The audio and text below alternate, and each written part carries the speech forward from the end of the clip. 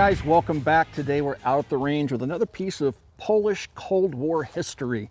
In my hands I have a PM63C, which is a semi-automatic version of what would be originally an open slide, kind of like an open bolt. It fired from the open slide. You pull the trigger, it would slam home and fire.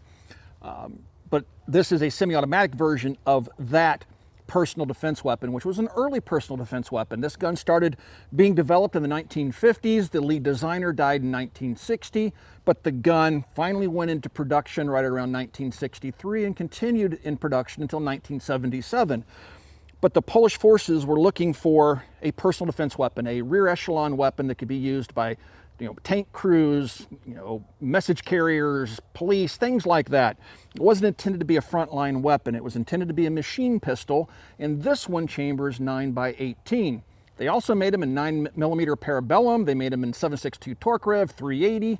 I think the 380 was the PM70, and then there was a Chinese version called the Type 82. They knocked it off, and the Poles did sell it to other Cold War bloc countries. When they were part of the Soviet Union, East Germany, they sold it to some Arab countries and things like that. So while I don't think it was extremely wildly popular, the gun definitely has a memorable appearance. Most of you have probably seen this before, just didn't know what it was. So it's an interesting little gun. It's been neutered for sales here in the United States. Typically the gun would have a stock, and this is the stock right here alongside the receiver. Here's a little pinch lever that you would pinch and then pull the stock out. But for import reasons, we can't be trusted with pistols with stocks on them. So they put a bead weld here that keeps the arms from deploying. On the underside, right here, this is the actual shoulder plate. Once you extend the arms, it'll tilt down and lock, and then you can flip the shoulder plate out, and then it becomes a stocked pistol or submachine gun in its true form. Here in the front you have a hand grip, but also on the full auto you push this button and this grip would deploy into a forward grip. But all that's been neutered, so now it's just a handgun. It has a fixed front sight that's machined into the slide. Back here we have a flippable sight. It has two settings, one for 75 meters, another for 150 meters. And then you have cocking serrations here. And then on this side of the firearm you have a safety, but this also acts as a takedown lever. I'm not going to get into the field stripping of this gun because we tried to take it apart here today and we successfully got it apart after struggling with it for over an hour. It's a really poor implementation of a semi-automatic conversion, and the gun only runs kind of okay. A few of these guns actually made it out into the public's hands. Now I got this one from my friend Mishaco over at on the YouTube channel Mishaco, and he has Ozark Bear Firearms, and he got this one for me. And yeah, it's interesting. I love it because it's a piece of Cold War history. I fired one of these in its full auto form at Battlefield Vegas several years ago when I was there for SHOT Show, and I've always wanted one. And this is as close as I'll ever get because even though there are some in the US as full autos, it's out of my reach. So the gun would fire from a 15 or 25 round magazine. Here's a 25 round magazine. This one's a 9x18 Mac, like I said. There were other calibers that were available for the gun. The grip is also your magazine housing. Now for the semi-auto, you would pull the slide to the rear and let it go home. Now you'll notice the slide didn't quite go all the way into battery. I have a 25 round magazine in here, and you'll see it's just out of battery. Even the full autos, when I fired the full auto at Battlefield Vegas, the recoil spring feels really, really light. And as a semi-automatic with a really heavy hammer spring, this gun just does not work well with the full magazine in it. Now I'm gonna do a little bit of shooting here. I have a target downrange at about 15-20 yards, and I'm probably gonna wind up having to clear a number of malfunctions as we get closer to the end of the magazine. Typically it starts to work better, but it's not a sure thing.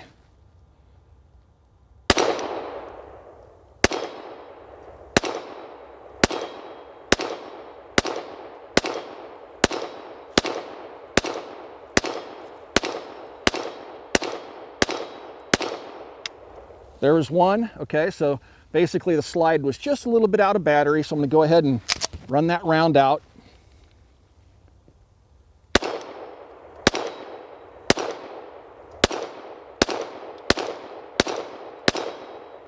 and it locks open on the last shot fired. So we had one malfunction out of a 25 round magazine. That's pretty darn good for this thing. So now this is your safety. You can put it on safe. Your magazine release is a heel release. It's right here by my index finger. So you'll push this forward and that'll release the magazine. All right, so I'm gonna release the magazine. When I do that, the safety is holding the bolt open right now. I release this safety and see how sluggishly it goes home? That's because this is also the takedown system. If you want to take the gun down, there's two little tick marks right here and a tick mark on the receiver. And you'll put this line in between these two lines and rotate the safety up. And then rotate this barrel like that, which unlocks it. Release this and you should be able to get it to come off. Here's where I ran into serious problems. There's a little tiny hammer sitting back here and it's very crudely made and it's already starting to deform. It's all covered in burrs. I'll show you a picture of it. And the slide, when it hits the back of that hammer, won't make it over. And so you're trying to push down on the hammer from the ejection port, and finally, if you hit it hard enough, you can get it to go over the hammer, but you run the risk of really damaging the hammer or the gun itself because, again, this was not intended to ever have a hammer inside there and have a disconnector and be a semi-automatic. It was meant to be a fully automatic weapon. So I'm going to go ahead and rotate the barrel back to its locked position, release the slide by pushing the safety back to fire, and you can see just how sluggish that slide is. And we took this thing apart and it's well lubed. You can see it glistening in oil just to try to get it to run for you guys here this afternoon. All right. Put another 25 round magazine in it. Didn't quite make it all the way home. Try to get a really nice tight grip on the gun so you don't limp wrist it at all. And there we go again.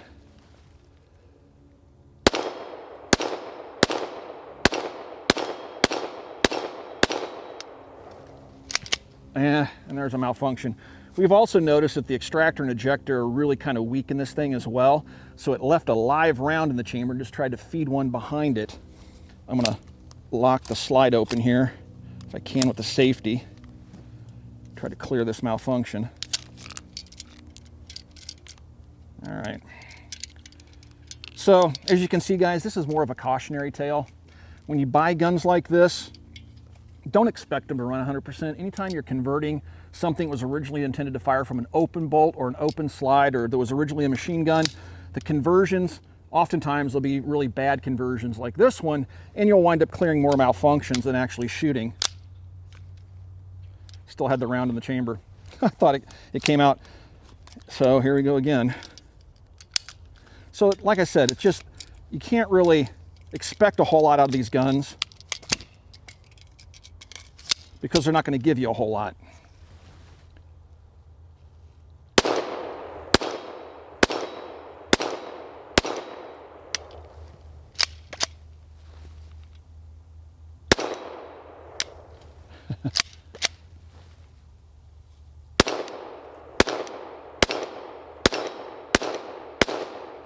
All right, and again, the slide locks open, and then when you pull the magazine out without putting the safety on, it drops home. All right, I have a few more magazines. We'll do a little bit more shooting with it, but I wanted to do a video with it because it's such a cool piece of history. It was imported by Pioneer Arms out of Poland, and I mean, it looks good on the outside, and it's definitely a neat display piece. I'm toying with the idea because Form 1s are coming back so quickly on e-file right now. We have people that are getting them back in a week or two of actually Form 1ing this thing, breaking this well to have a parts kit if I need to get springs or parts, and putting it into the SBR category and making it into an SBR.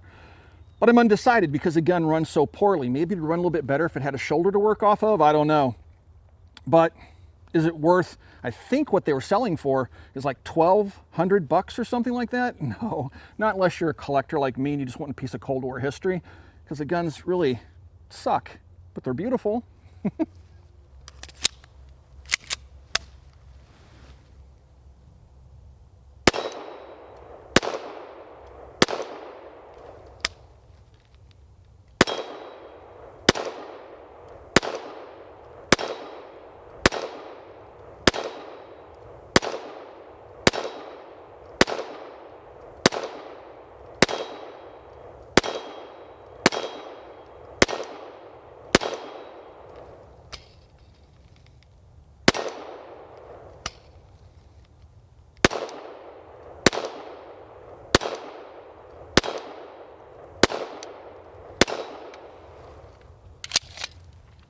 We are 100% viewer supported. We take no money from the industry.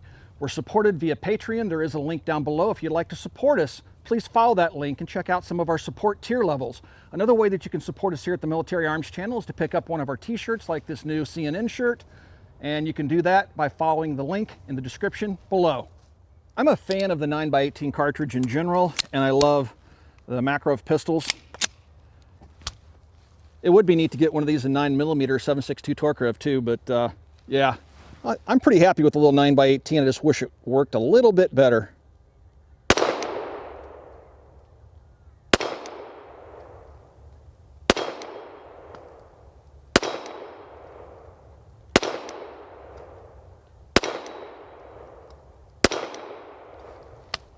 Gotcha.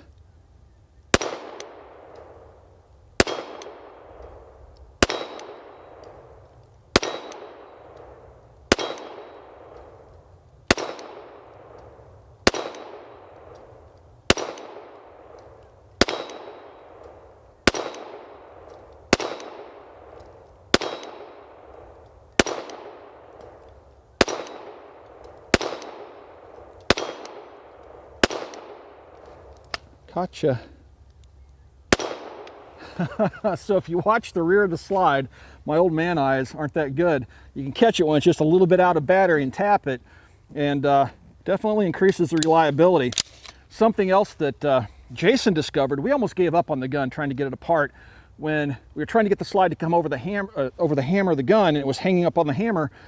I was trying all sorts of stuff, like with striker fired pistols, sometimes if you pull the trigger, it'll release the slide.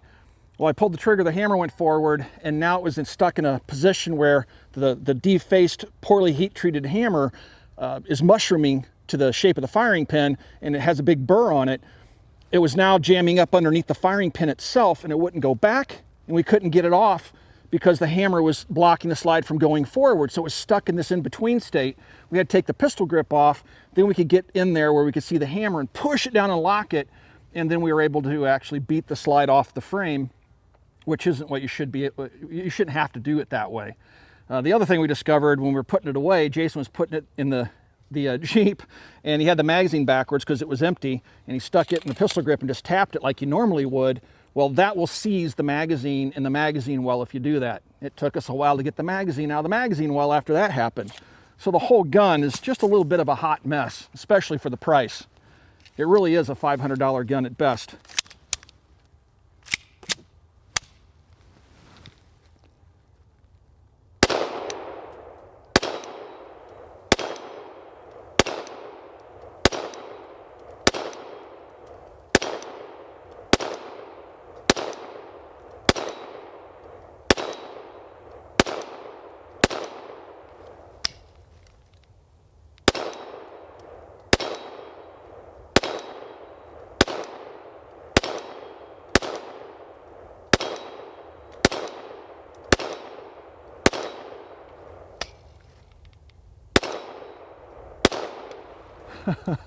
It's a heavy little gun. It's all steel, and yeah, as long as you catch it and tap that slide home, it runs okay for the most part. I thought the ejector was going bad there for a little while, and you can see right down into the ejection port here. I had spent cases get back in there. I had to shake out, but yeah, it's different for sure, but definitely not worth the price that was paid for it. Yeah, I would hope it would run a little bit better.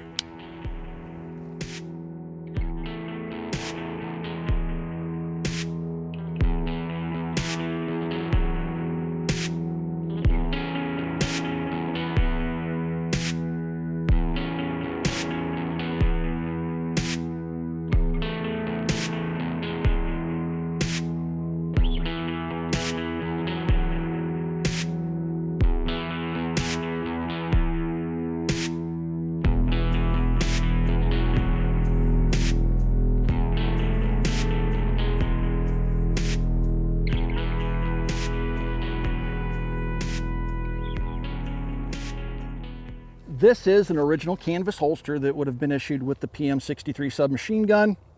Has just a simple leather strap here and a little tab. Now the firearm is ready to go. It's on safe. what do I think of it? Well, you know, as a collector, I would be hard pressed to give this thing up. I don't want to get rid of it. So is it worth it to me? I guess so, because, you know, it's a piece of Cold War history, and that's something that's very interesting to me. And I love having at least something similar to this original submachine gun to be able to shoot, even though I have to tap the slide home, you know, a couple of times per magazine at a minimum.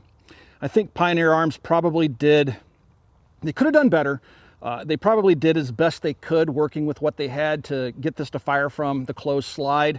Having fired the original full auto, I already know that they're very undersprung to begin with. They have a cyclic rate on full auto of about 650 rounds per minute.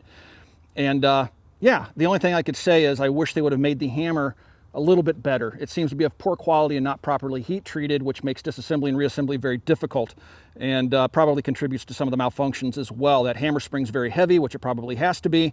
And I think that conversion overall is what's causing this gun to have failures to go into battery and possibly even cycle here and there. So is it worth it to me? Yeah, I like it. It's fun to shoot. I wish it were better. Do I recommend it to you, especially if you're looking for a personal defense weapon of some sort? Absolutely not. And unless you're a collector that just wants to have a PM63, it's just not worth the money. Now, I don't know what they're going for on the market right now, or if they're even available. Again, I didn't get this one when they first hit the internet. My friend William Mishaco at Ozark Bear Arms hooked me up with this. He had a couple of them, and he was willing to part with one. So that's how I came into possession of it once again. So anyway, yeah, it's kind of a cautionary tale. If you guys are going to pick up open bolts that are converted to semi-autos, you're probably going to run into similar problems as I have with my PM63C here.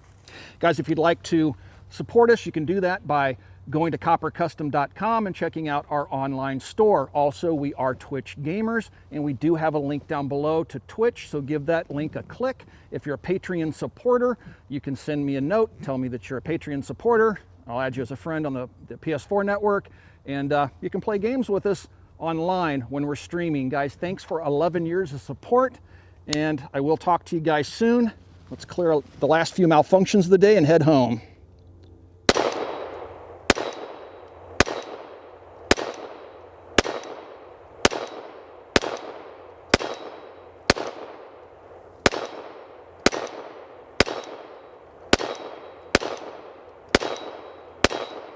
No way. Okay, it did malfunction. I was like, no way. That time, just weak ejection and extraction on the gun. We've seen those problems before. All right, we'll end it there. The case actually wound up in that space between the magazine well and the bolt face. Ah, it's such a shame. I want to love it so much. Last round too. We'll talk to you guys later.